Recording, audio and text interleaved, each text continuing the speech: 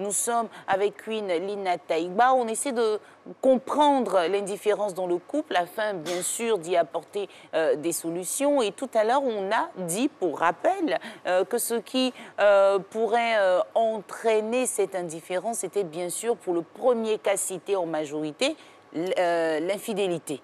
Et lorsque celui qui est coupable ne fait pas d'effort vraiment pour se racheter, en fait, il y a deux personnes finalement concernées par l'infidélité. Chacun reste dans son monde, dans sa bulle. Et il n'y a vraiment plus de couple, il n'y a plus de vie. Il n'y a plus de vie. Et ce qu'il faut faire dans ce cas-là, c'est de pouvoir, on va dire, accepter de tuer son ego, mourir à soi, et puis faire le premier pas, surtout la personne qui a trompé. Entamer des conversations, voilà, des discussions avec l'autre, être patient, comme je le disais. Et quand ça ne va vraiment pas, il faut voir des spécialistes qui pourront vous aider, si vous tenez vraiment à la relation. Si on tient à la relation, mais ça doit être difficile de vivre cette indifférence. Très difficile. Imaginez, comme j'ai dit, est-ce que vous savez que le contraire de l'amour, ce n'est pas la haine, mais c'est l'indifférence? Parce que la haine, si c'est la source de l'amour, quelqu'un qui a la haine, de temps en temps, ça dit lui au moins il a un ressenti, il a un sentiment. Et quelqu'un qui a la haine, de temps en temps, peut ressentir autre chose. Mais quelqu'un qui est indifférent, vraiment, il ne ressent rien, vraiment rien de rien. Il est là comme ça, en fait. Et généralement, c'est vrai que souvent, comme on disait dans les cours, souvent, ça peut être dû à des blessures intérieures que la personne a. Et donc, la personne a décidé de se braquer pour ne plus avoir mal. Peut-être, je prends l'exemple d'une femme, peut-être qui a tellement été déçue, ou un homme qui a tellement été déçu des femmes et tout ça. Il décide un jour, comme ça, de ne plus jamais faire confiance à qui que ce soit. Il se met dans sa bulle. Même quand il a des relations, il est là comme ça, quoi. Il est là juste pour des rapports sexuels et puis bon, il passe à autre chose. Il n'en a rien à faire, en tout cas, des sentiments des autres. Finalement, est-ce que c'est possible de gérer cette indifférence? Oui, c'est pour ça que j'ai donné à chaque fois que je donne des cours, j'essaie de donner des solutions. Par exemple, j'ai parlé de l'infidélité, j'ai parlé de communication. Quand ça ne va pas, il faut voir des spécialistes. Là, tout à l'heure, on parlait de lorsqu'il n'y a plus l'amour. Hein, quand il n'y a plus l'amour, il faut, encore une fois de plus, se remettre en cause. Il faut communiquer. Quand ça ne va pas également, il faut se faire aider. En tout cas, tant qu'on tient à la relation, il faut se faire aider. Et si on tient à Maintenant, comme je disais, quand ça ne va vraiment pas, que vous avez tout essayé, il faut envisager la séparation dans ce cas-là. Pourquoi? Parce que une relation, ce n'est pas avec une seule personne. Vous n'êtes pas la seule personne à vouloir sauver la relation ou à vouloir construire quelque chose, c'est à deux.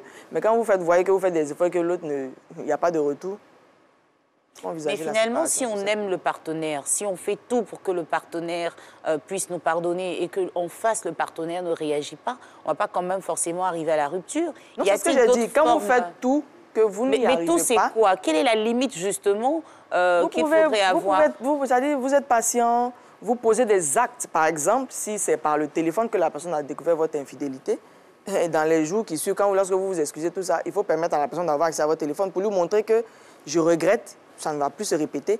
Mais si après cela, vous continuez à cacher votre téléphone ou vous continuez à sortir à des heures tardives, si c'est comme ça que la personne a... Non, c'est contraire en fait à ce que vous dites. Soit vous regrettez, soit vous ne regrettez pas. Donc quand vous dites que vous regrettez d'avoir commis un acte, il faut poser des actes en fait qui pourront mettre la personne qui a été trompée en confiance. Tout simplement. Maintenant, ça m'étonnerait que malgré tout ça, que la personne en face ne veuille plus... je vais dire reprendre. Là, en ce moment, quand vous avez fait tout ça et que ça ne va pas, comme j'ai dit, vous vous faites aider par des spécialistes. Et je pense qu'avec le temps, ça pourra aller. Et que pourriez-vous donc répondre à ces personnes qui utilisent souvent l'indifférence pour régler leurs problèmes? Être indifférent pour attirer l'attention du partenaire. Oui, bon, ça peut être... Bon, chacun a sa manière de fonctionner, mais ce n'est pas forcément une bonne solution. Pourquoi? Parce que vous-même, vous pouvez être piégé par votre propre piège. En fait, vous pouvez tomber dans votre propre piège. C'est-à-dire? C'est-à-dire, tu te dis que tu vas être indifférent. C'est-à-dire, tu vas opter par, comme j'ai dit, le silence.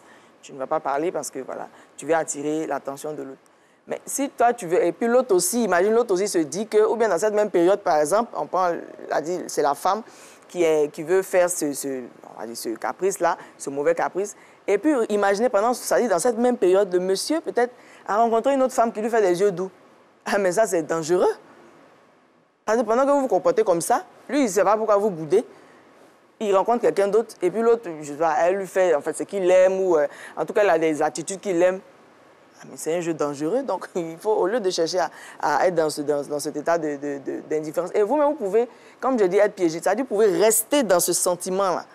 Vous ne vous rendez pas compte. C'est-à-dire, tu as voulu faire exprès, et puis tu En voulant faire un jeu, ça devient de la réalité. Voilà, ça devient de la réalité. Après, on a du mal à s'en sortir. Parce que c'est ça aussi, hein, souvent les petites choses que nous posons, les petits actes, ça peut devenir des habitudes. Et puis après, maintenant, pour en sortir, ça devient compliqué.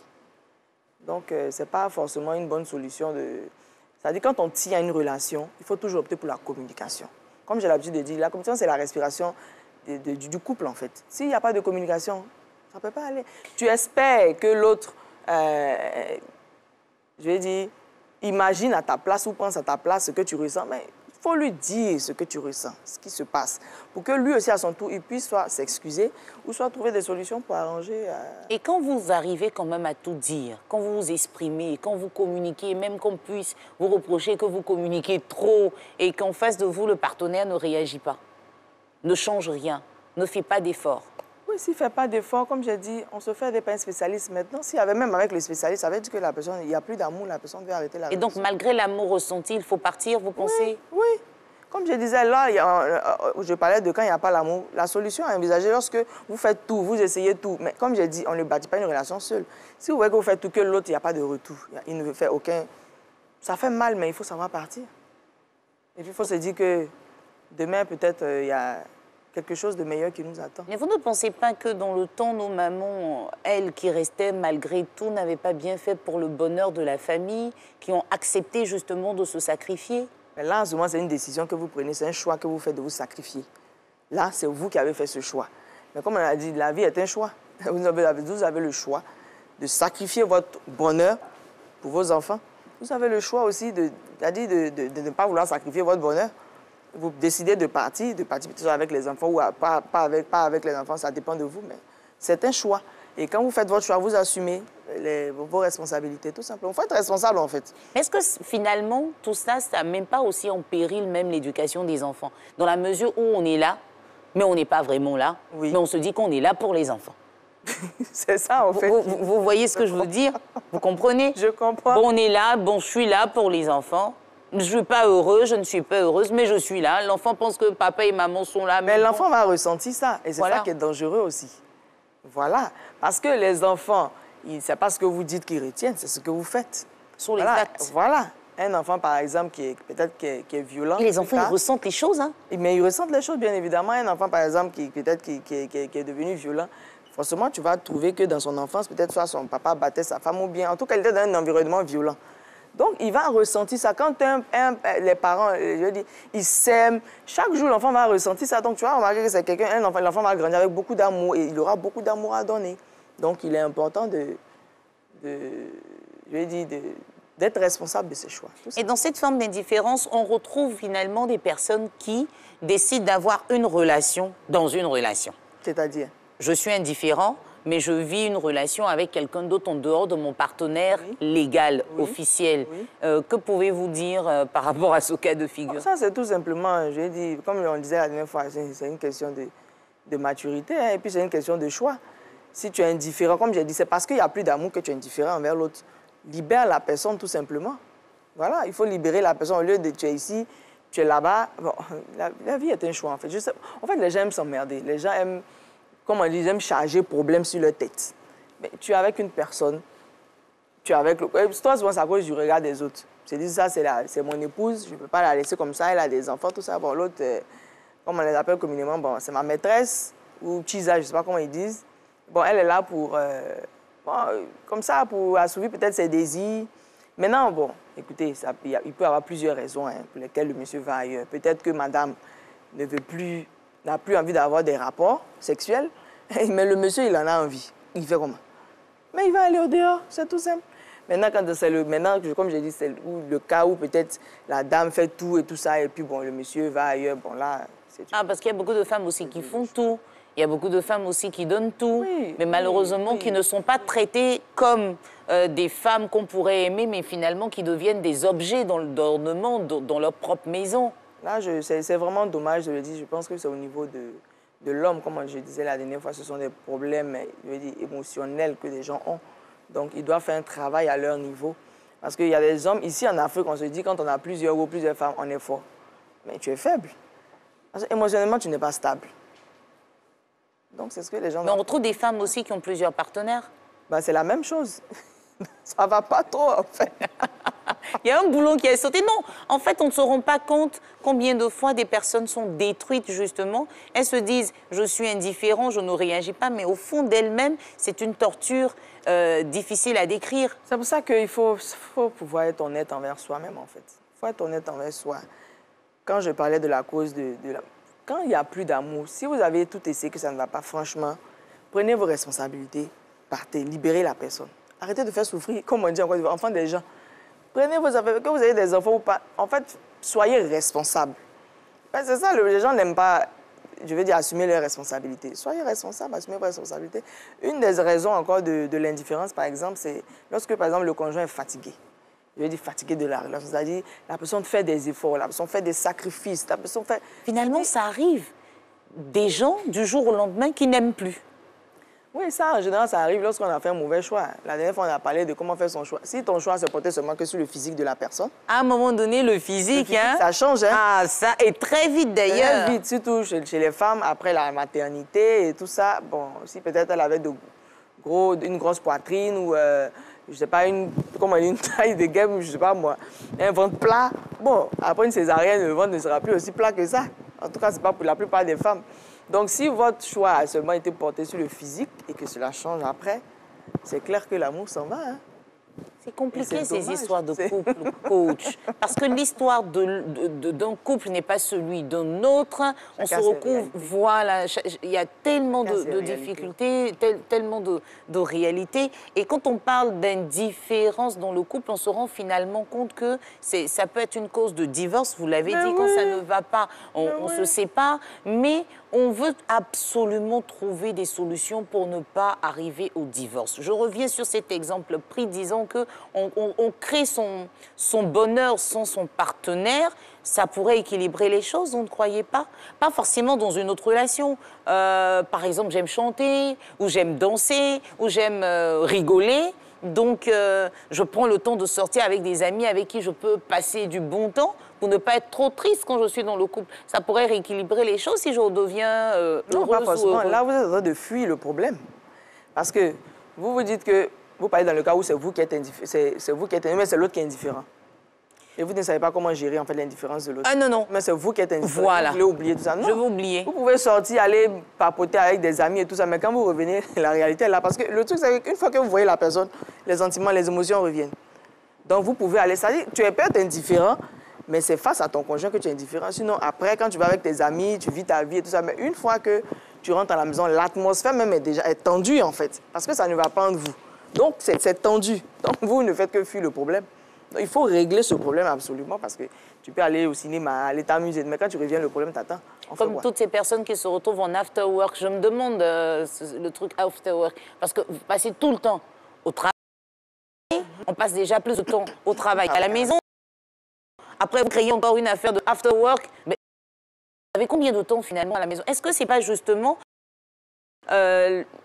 permettez-moi le thème, la vie d'aujourd'hui qui occasionne tout ça? On ne vit pas beaucoup ensemble, chacun fait ses activités, ça va créer après une indifférence parce qu'après on n'est plus intéressé par les mêmes choses. Justement, c'est pour ça que je disais tout à l'heure, quand l'autre est fatigué de la relation. L'autre, en fait, il y a un qui a le temps, par exemple, l'autre n'a pas le temps. Donc, l'autre qui voit qu'il s'investit, il prend de son temps, il fait des sacrifices et qu'il n'a pas de retour, bon, à un moment donné, la personne est fatiguée, la personne se dit, bon, écoute, moi, je suis fatigué, de toute façon, je fais pas, ça ne lui dit rien. Pourquoi est-ce que je vais me forcer à continuer à faire ce que je fais? Donc, on tombe dans l'indifférence, bien évidemment. C'est vrai, même si... C'est au quotidien, on ne s'en rend pas compte, mais vraiment, c'est au quotidien. Voilà. Il faut faire attention, parce que comme on a dit, quand on est dans une relation, il faut prendre le temps de connaître l'autre pour pouvoir comprendre le langage d'amour de l'autre, pour pouvoir jouer là-dessus. Généralement, quand on rencontre quelqu'un qu'on aime, on se laisse aller par nos émotions en ne pensant pas à découvrir, à maîtriser les peines, les joies de la personne, l'histoire de la personne. Et puis, sur une longue durée, on se dit « Ah, ah, ça passe plus. La couleuvre est difficile à être avalée. Dans le temps de, comme on disait, dans le temps de fiançailles et tout ça, il faut prendre la paix. Il y a des gens, j'ai l'impression qu'il y a des gens qui se sentent gênés de poser certaines questions. Il faut poser toutes les questions possibles, toutes les questions, même que ce soit même par rapport à la sexualité, tout ça. Il faut poser toutes les questions. Je disais la dernière fois à l'autre qu'on dit qu'avant le mariage, il faut ouvrir les yeux. Après le mariage, il faut fermer les yeux. Parce qu'avant le mariage, vous avez eu certaines choses, certains défauts. Vous vous dites, oh, mon cher, on va gérer. Quand on va rentrer dans le mariage, on va gérer. Mais arrivé dans le mariage, vous ne voulez plus gérer. Mais pourquoi? Il faut assumer ses responsabilités. C'est votre choix, il faut l'assumer.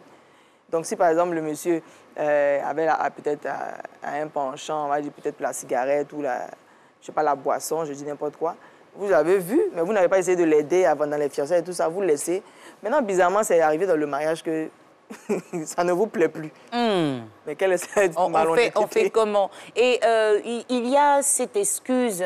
Bon, moi, je trouve que c'est même plus à l'ordre du jour, mais j'en parle quand même. Non, je suis fatiguée de la relation, comme vous l'avez dit, parce que madame n'est plus ci, madame n'est plus ça. Comme on dit en Côte d'Ivoire, elle ne fait pas une mise à jour. Je l'ai vue coquette, toujours bien maquillée. À la maison, c'est autre chose. Mais les femmes aujourd'hui, elles toutes pratiquement se font des mises à jour. Malheureusement, il y en a qui ne sont pas encouragées. Moi, c'est le constat que je fais.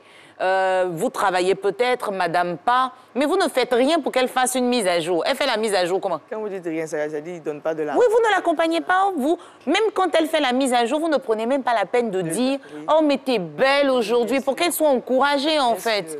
Donc, toutes les femmes sont conscientes qu'il faut... Attends, qui n'a pas envie d'être belle? Bien sûr. Ou bien, madame Taïgba? Oui, bien sûr. Ça, c'est tellement vrai ce que vous dites. Et bon, là aussi, je pense aussi, hein, c'est vrai que, comme Diana a dit... Comme si eux-mêmes, les hommes, ils font des mises à jour. Il y a ça aussi. Toujours, ils sont sur les femmes. Pardonnez, je prends un exemple qui me tient particulièrement à cœur. Pourquoi toujours ce sont les femmes qui doivent chercher des nuisettes, des strings, des... Et vous, vos chocotos blancs, là, on est fatigués. Trouvez des... Non, mais trouvez des choses aussi. Toujours, c'est elle qui cherche. Renaud veut parler. Attends un peu pour Matin Express. Non, je vous dis sincèrement. Ou bien, toujours non, elle doit faire ça. Pourquoi c'est la dame qui doit toujours être sur le poteau, faire des grimaces, tout ça, acrobatie? Mon frère, fais aussi. C'est ça. Chacun a son le ventre que nous aussi on a vu lorsqu'on s'est rencontrés, le ventre plat. Nous, si on veut toujours ce ventre plat, on est fatigué des gros ventres. Donc, qu'il fasse aussi. Voilà, des efforts, voilà. Faites des efforts, pas que la femme qui doit faire du sport pour casser son ventre. On parle du couple. C'est ça.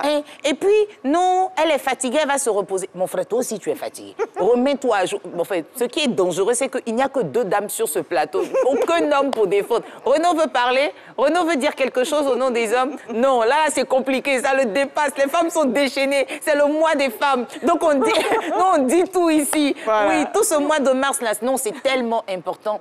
Il faut entretenir la relation. Bien sûr. C'est des deux côtés, en fait. Des deux côtés, pas seulement de la femme, mais du côté de la femme, comme vous l'avez dit. Et en général, peut-être que c'est en Afrique. J'ai l'impression que c'est en Afrique ici. Ça, je veux dire, ça dépend des cultures aussi. Voilà, dépend de la culture. On s'est dit que c'est toujours la femme qui doit faire tel effort ou tel effort. L'homme, il est là juste pour apporter de l'argent à la maison. Non, aujourd'hui, on est dans un monde qui évolue, qui change. De la manière dont aujourd'hui les femmes sont actives un peu partout, en plus de gérer la maison, elles vont aussi trouver de l'argent pour apporter, pour vous soutenir. Il faut en faire autant. Donc, si tant sur le plan physique, il faut en faire autant, il ne faut pas passer ton temps à dire... Ça touche et puis elle a accouché la même là. Ouais. Oui, ben, il faut savoir qu'elle a accepté de sacrifier son corps pour toi, pour te donner des enfants. Elle n'était pas obligée, elle pouvait dire non, moi, je n'ai pas envie d'avoir d'enfants. Comme en Europe, il y en a qui disent pas d'enfants. Alors là, pas du tout. Voilà, parce que je n'ai pas envie de gâcher mon corps. C'est pas toujours, quand on commence à toucher les points chauds, on dit il est là. Vraiment.